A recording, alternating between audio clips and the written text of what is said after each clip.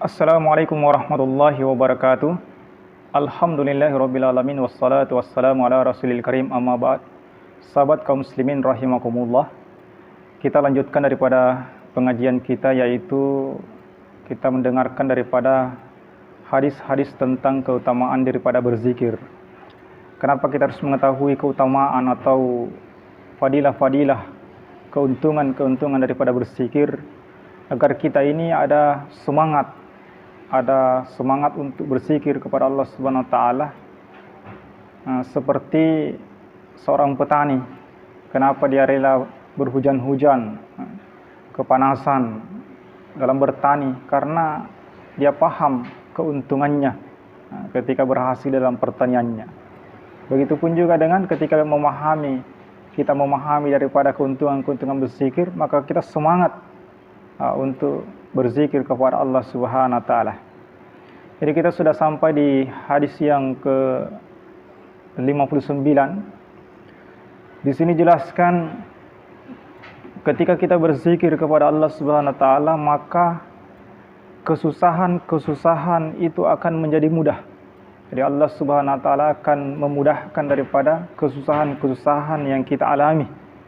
Dan setiap kesulitan yang kita alami, Allah Subhanahu wa taala akan memberikan jalan keluarnya. Dan setiap beban akan menjadi ringan, dan Allah Subhanahu wa taala akan menghilangkan daripada musibah yang kita alami. Jadi musibah yang kita alami ini musibah di dunia maupun musibah di akhirat.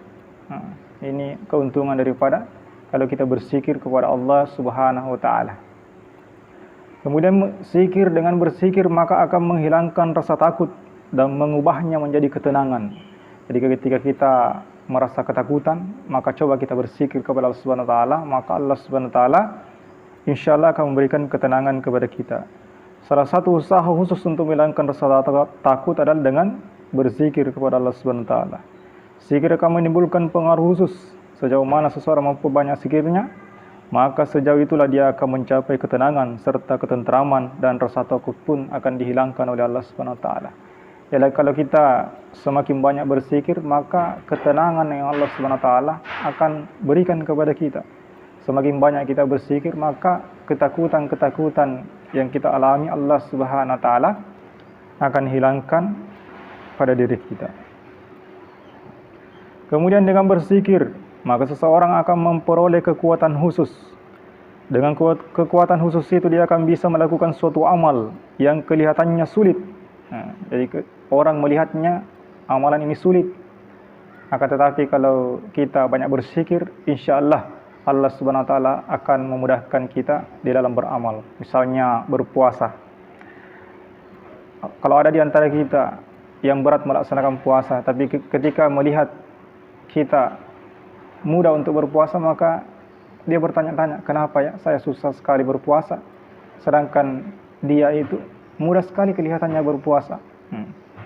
Dia susah untuk berpuasa, tapi dia melihat kita mudah untuk berpuasa. Itu kenapa? Karena kekuatan zikir yang Allah Subhanahu wa taala sehingga memberikan kita kemudahan-kemudahan untuk melakukan suatu amal yang kelihatannya sulit dilakukan oleh orang. Sebagaimana pengalaman yang dialami oleh Sayyidatina Fatimah radhiyallahu anha ketika beliau ini anak daripada Rasulullah sallallahu alaihi wasallam. Sayyidatina Fatimah, beliau ini menghadap kepada Rasulullah sallallahu alaihi wasallam untuk meminta daripada hamba sahaya, atau kalau sekarang dikenal dengan meminta pembantu agar bisa mengurangi daripada beban pekerjaan yang dilakukannya. Akan tetapi ketika Sayyidatina Fatimah radhiyallahu anha meminta pembantu,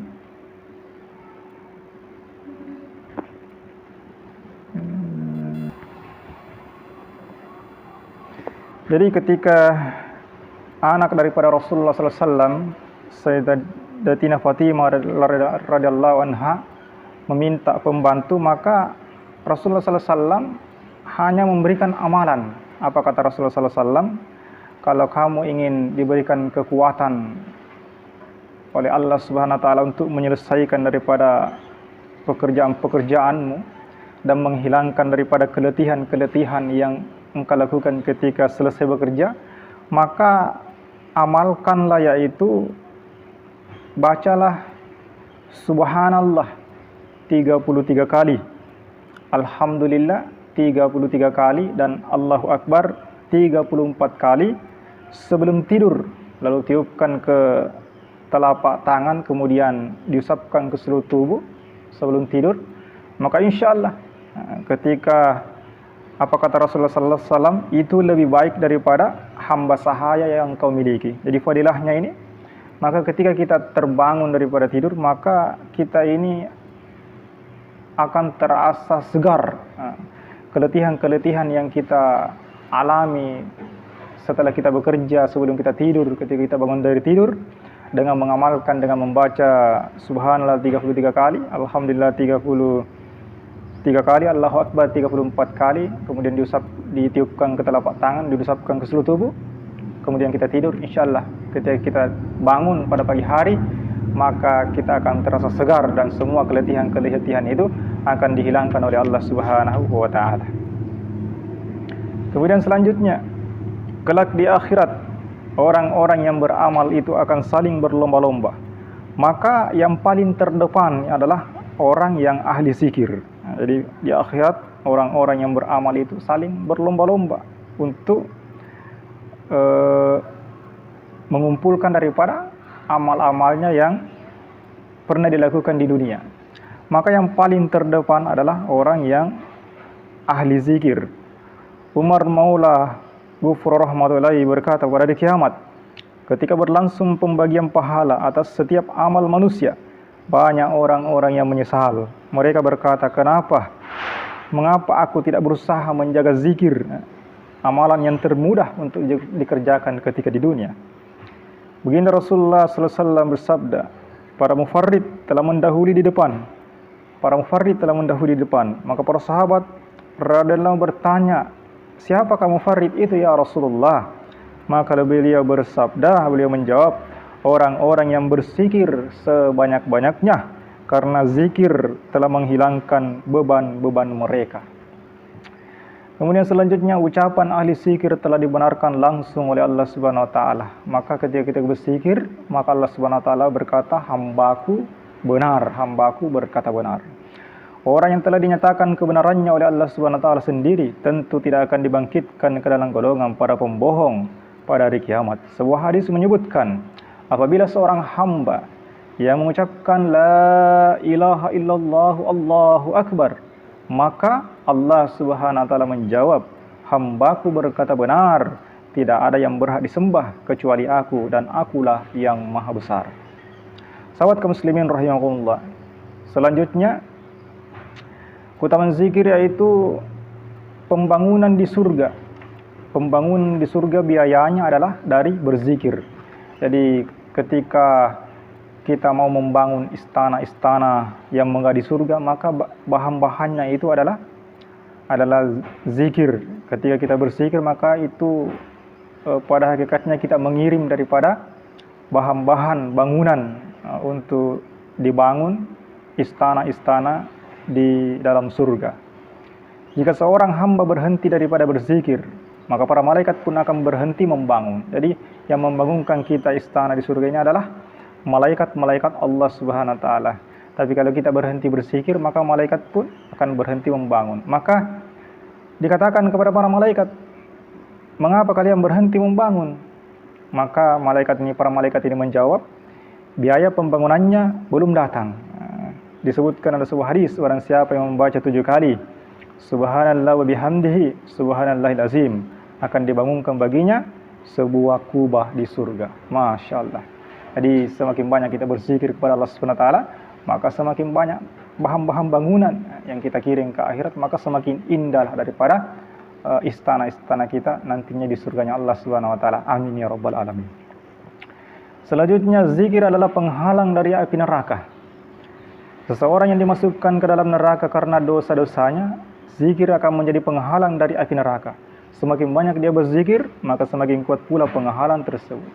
Jadi kalau mau membuat penghalang benteng dari api neraka, maka kita harus banyak-banyak berzikir kepada Allah Subhanahu wa taala. Para malaikat akan beristighfar untuk para ahli zikir. Nah, jadi kalau kita berzikir kepada Allah Subhanahu wa taala, maka malaikat ini memohonkan ampun kepada kita. Ya Allah, ampuni si fulan, ampuni si fulan. Dan pasti doa malaikat ini dikabulkan oleh Allah Subhanahu wa taala karena malaikat ini adalah maksum, tidak punya dosa dan dekat dengan Allah Subhanahu wa taala.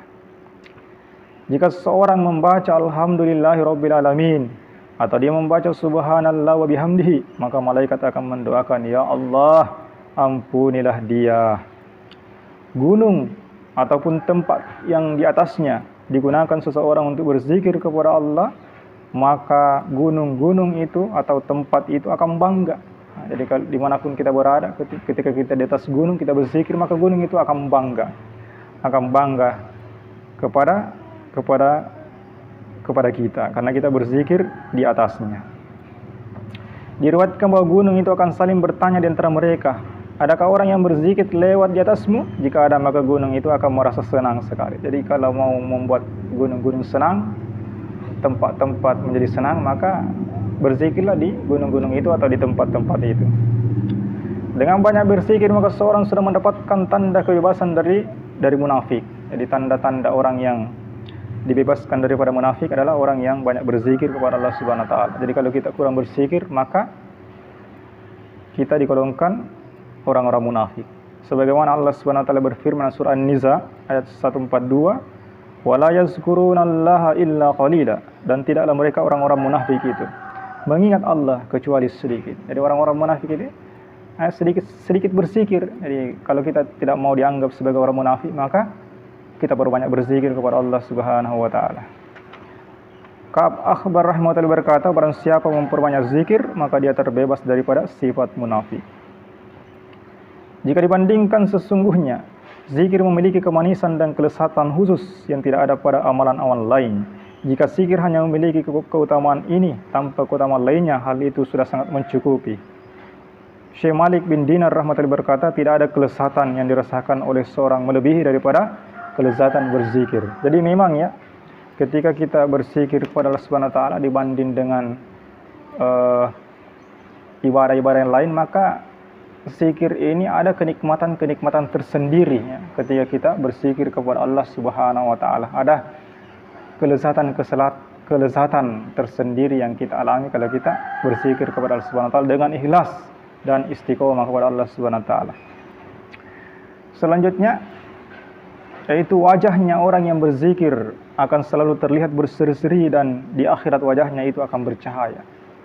Jadi walaupun kelihatannya wajahnya pas-pasan, itu akan kelihatan berseri-seri karena auranya itu keluar.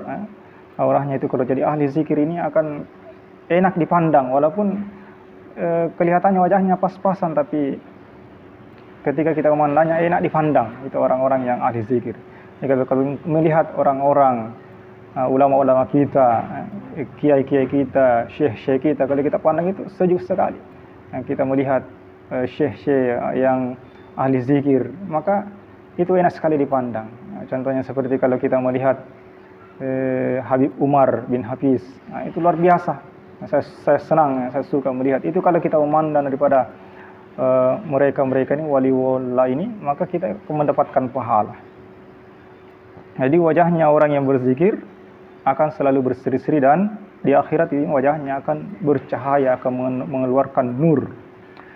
Barang siapa yang selalu memperbanyak zikir ketika di jalan, di rumah ataupun ketika safar, maka pada hari kiamat dia akan memiliki banyak saksi yang membelanya. Jadi setiap tempat-tempat yang kita lalui berzikir itu, maka itu akan menjadi saksi. Makanya ketika berjalan, maka perbanyak berzikir, maka setiap pohon-pohon, batu-batu yang kita injak, tanah yang kita injak, semuanya ini akan menjadi saksi.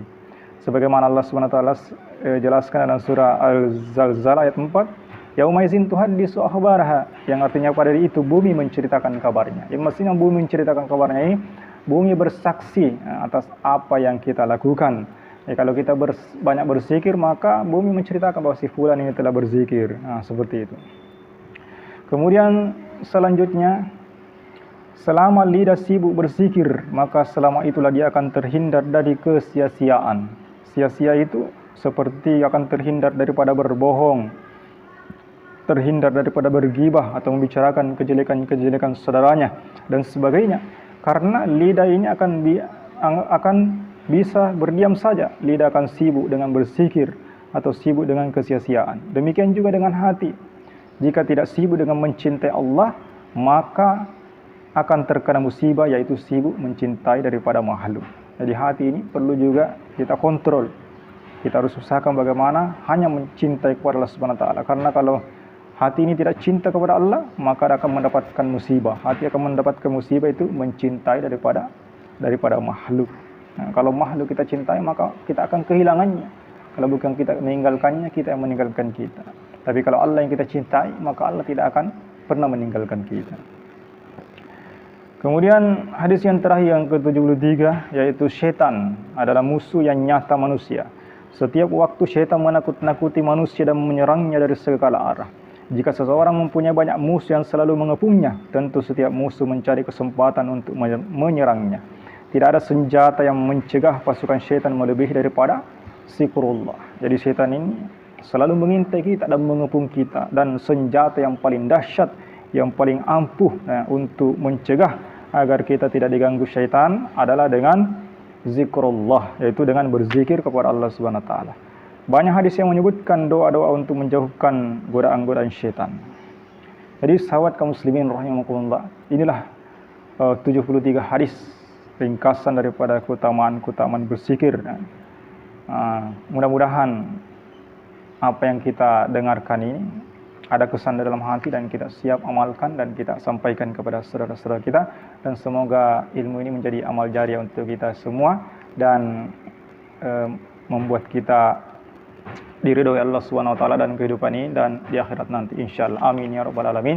Subhanallah bihamdika asyhadu an la ilaha illa anta astaghfiruka wa atubu ilaik. Assalamualaikum warahmatullahi wabarakatuh.